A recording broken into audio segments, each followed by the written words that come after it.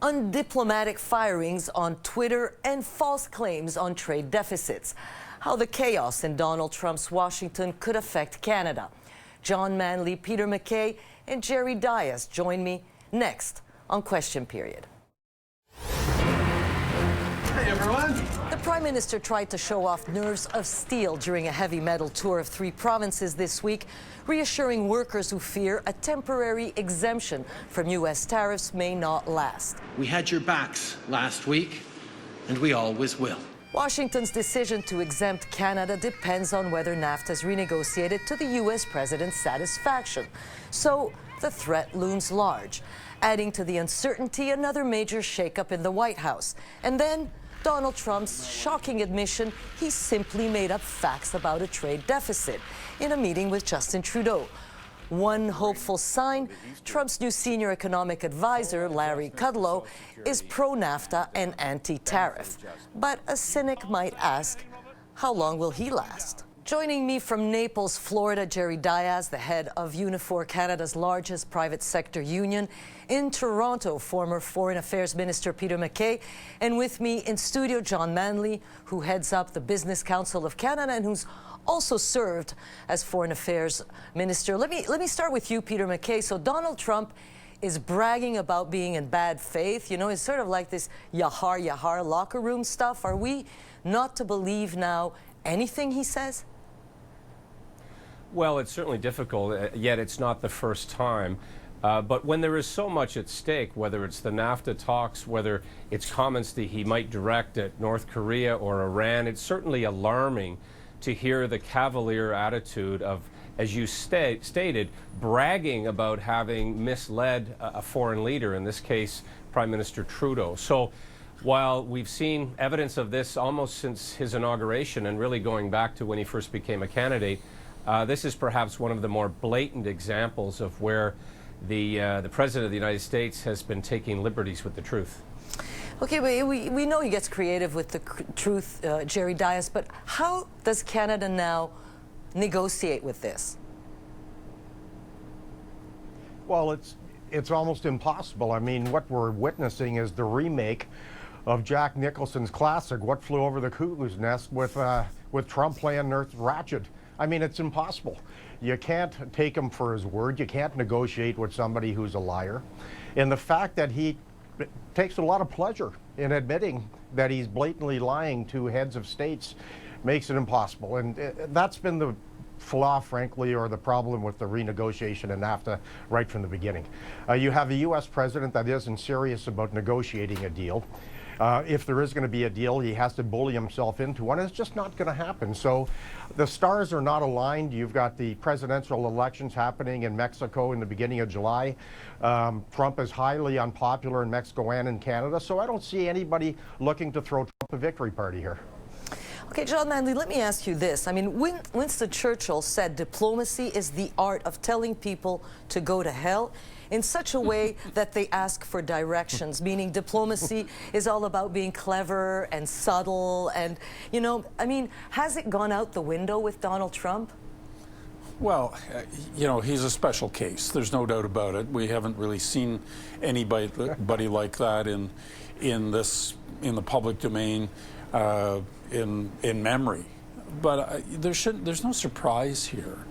I mean, if we look at his book, The Art of the Deal, the fact that he's blustering, that he's bluffing, that he's making some of these claims that, you know, are not true, no, that's not a surprise. That's just how he negotiates. I don't think it means anything for the likely outcome of the negotiation. I think that we've got to be serious, constructive, patient, which is, I think, what the government's been doing, and we'll see where it goes. So basically, stay the course. But, you know, I find that calling this the art of the deal is an insult to art, really. But, you know, so there's also the bothersome question of tariffs and steel, tariffs on steel and aluminum, and postponed but not gone, right? So does the arrival of Larry Kudlow as the president's new senior economic advisor really help Canada's case, Peter MacKay? Well, I think Kudlow has shown a propensity to be certainly pro-trade. He has a bit of a spotty record as an economist and a commentator, but he's more closely aligned with the president than certainly Mr. Tillerson and perhaps others that we've seen coming and going through the White House in recent days and months. He now has assembled a team of people who agree with him, and that isn't necessarily good news for Canada. Well, Jerry, let me ask you this. I mean, you're on the NAFTA Advisory Council. Are these trade deficits? I know the politicians love to talk about it. On camera, it's talked about a lot. You know, it's sort of like the boogeyman the Americans like to take out every so often, but you're on this advisory board. Is it that important when they sit down at the table and negotiate NAFTA? Well, deficits and surpluses have to be a part of the equation. I mean, ultimately, trading is about I give you something, you give me something back. That really hasn't happened all that well, in my opinion, in NAFTA. Pre-NAFTA, we had a trade surplus in manufacturing. Today, we have a $120 billion deficit. So we've seen a straight migration of manufacturing jobs from Canada, the United States to Mexico. So if NAFTA falls apart in its current form, I'm fine because it can't get worse.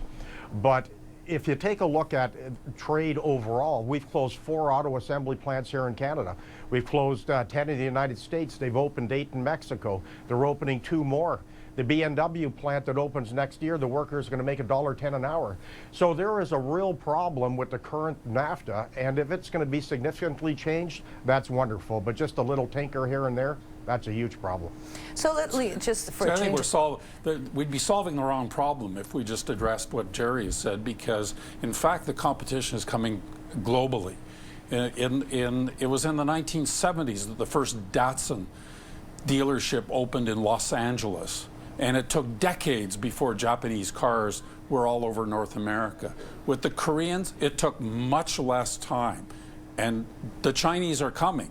So while we sit in our little sandbox and say, well, Mexico got more than we got, and you know, there's the problem's NAFTA, the real competition is outside North America, and we better gear up for that. And that's actually why NAFTA is important, because automotive making in North America needs the Mexican piece, and it needs Canada, it needs the U.S. in order to be competitive with those outside influences. Look, I can't buy the argument I that don't somehow we're going to build an economic model based on the exploitation of Mexican workers.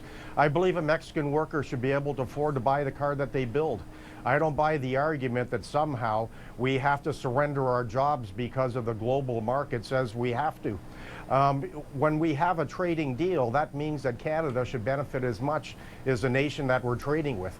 So somehow to surrender huge pieces of our economy just doesn't make a stitch of sense to me. I think we have to absolutely keep NAFTA as the top file on Chrystia Freeland's desk and certainly the Prime Minister. But I think we also need to try to diversify trade. And we're seeing the Comprehensive Economic Trade Agreement open up new opportunities for Canada and Europe. Trans-Pacific Partnership, the Prime Minister's albeit unsuccessful attempt at China. But we cannot stand still, and we cannot, you know, to use the proverbial putting all our eggs in one basket. NAFTA is a huge piece of our economy. They'll never be replicated through any trade deal, but it doesn't mean we can ignore other markets.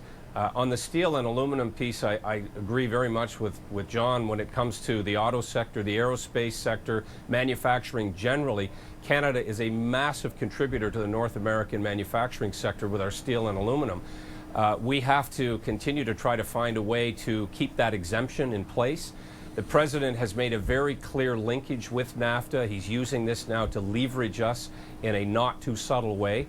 But you know, the Prime Minister has to continue to appeal to him directly, and those around him, and those in his party, whether it's Paul Ryan or Mitch McConnell or the heads of trade organizations, the heads of chambers of commerce in the United States. There has to be a way to get through to the President that to make America great again, NAFTA has to be great again, and it can be modernized and it can be improved. John Manley, Peter MacKay, and Jerry Dias, thanks so much for being here with us.